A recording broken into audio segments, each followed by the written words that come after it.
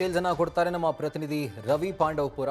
ರವಿ, ಏನಿದು ಪ್ರಕರಣ? ಯಾಕಾಗಿ ಈತನನ್ನ ಈ ರೀತಿಯಾಗಿ ಸಿನಿಮೆಯ ಸ್ಟೈಲ್ ನಲ್ಲಿ ಕೊಲೆ ಮಾಡಿದ್ಲು ಅಂತ, ಜೊತೆಗೆ ತಮ್ಮನೇ ಸಾಥ್ ಕೊಟ್ಟಿರೋದು ಒಂದು ದೊಡ್ಡ ಶಾಕೆ ಇದು.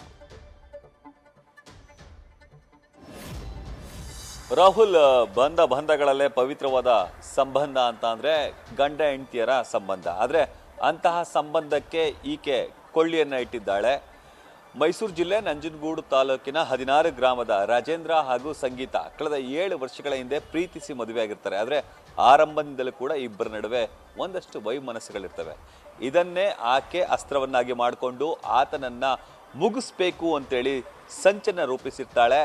ಇದರ ಹಿನ್ನೆಲೆಯಲ್ಲಿ ಆಕೆ ಆತನ ಸಹೋದರ ಸಂಜಯ್ ಹಾಗೂ ಇನ್ನೊಬ್ಬ ಆತನ ಸ್ನೇಹಿತ ವಿಘ್ನೇಶ್ ಇಬ್ಬರ ಜೊತೆಗೂಡಿ ಅಕ್ಟೋಬರ್ 25ರಂದು ಆತನಿಗೆ ತನ್ನ ಗೆಳತಿಯ ಮನೆಯಲ್ಲಿ ಬರ್ಡೇ ಪಾರ್ಟಿ ಇದೆ, ಬಾ ಹೋಗಿ ಬರೋಣ ಅಂತ ಹೇಳಿ ಕರೆದುಕೊಂಡು ಹೋಗುವಂತ ಕೆಲಸಕ್ಕೆ ಮುಂದಾಗ್ತಾಳೆ. ನಂತರ ಊಟವನ್ನು ಮುಗಿಸಿ ತಡರಾತ್ರಿ ಮನೆಗೆ ಹೋಗುವಂತಹ ಸಂದರ್ಭದಲ್ಲಿ ಸಿನಿಮೀಯ ರೀತಿಯಲ್ಲಿ ಅಟ್ಯಾಕ್ ಅನ್ನ ಮಾಡಿಸಿರ್ತಾಳೆ.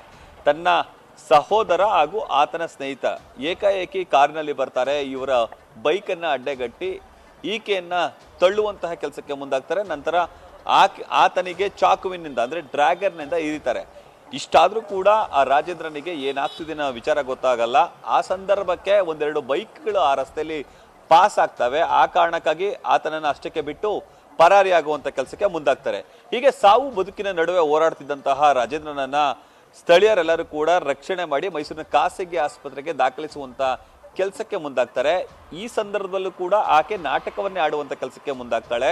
3 ದಿನಗಳ ಕಾಲ ಆಸ್ಪತ್ರೆಯ ಬಾಗಿಲಿನಲ್ಲಿ ನನ್ನ ಗಂಡನನ್ನ ಉಳಿಸ್ಕೊಡಿ ಅಂತೇಳಿ ಆಕೆ ನಾಟಕವಾಡುವಂತ ಕೆಲಸಕ್ಕೆ ಮುಂದಾಗ್ತಾಳೆ. ಆದ್ರೆ ಒಂದಷ್ಟು CCTVಯ ದೃಶ್ಯಾವಳಿಗಳನ್ನ ಗಮನಿಸಿದ ಮತ್ತೆ ಆ CDR ಅನ್ನ ಗಮನಿಸಿದಂತಹ ಪೊಲೀಸರು ಆಕೆಯನ್ನ ವಿಚಾರಣೆಗೆ ಒಳಪಡಿಸಿದ ಸಂದರ್ಭದಲ್ಲಿ ಆಕೆಯ ನಾಟಕ ಬಯಲಾಗಿದೆ. ತನ್ನ ಸಹೋದರನ ಜೊತೆಗೂಡಿ ಹತ್ಯೆಗೆ ಮುಂದಾಗಿರುವ ವಿಚಾರವನ್ನ ಆಕೆ ತಿಳಿಸ್ತಾಳೆ. ಆಕೆಯನ್ನ ಬಂಧನಕ್ಕೆ ಒಳಪಡಿಸ್ತಾರೆ.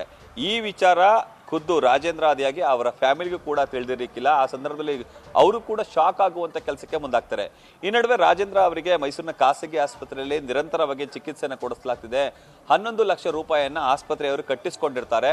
ಮೊದಲ 3 ದಿನಗಳ ಒಳಗಾಗಿ ಆಪರೇಷನ್ ಮಾಡಿದ್ರೆ ಆತ ಬದುಕಿದ್ದ ಅಂತ ಹೇಳಿ ಖುದ್ದು ಅವರೇ ಹೇಳುವಂತ ಕೆಲಸಕ್ಕೆ ಈಗ ಮುಂದಾಗ್ತಿದ್ದಾರೆ. ಆದ್ರೆ ಆಕೆ ಸಹಿ ಮಾಡಿರ್ಲಿಲ್ಲ. ಇಂಜೆಕ್ಷನ್ ಕೊಡಿ ಬದುಕ್ತಾನೆ ಅಂತ ಹೇಳಿದ್ರು. ಆ ಕಾರಣಕ್ಕಾಗಿ ನಾವು ಅದನ್ನ ಮಾಡಿದ್ವಿ ಅಂತ ಹೇಳಿ ಆಸ್ಪತ್ರೆಯವರು ತಿಳಿಸುವಂತ ಕೆಲಸಕ್ಕೆ ಮುಂದಾಗ್ತಿದ್ದಾರೆ ಅಂತ ಹೇಳಿ ಈಗ ಅವರ ಕುಟುಂಬಸ್ಥರು ಆರೋಪವನ್ನ ಮಾಡ್ತಿದ್ದಾರೆ.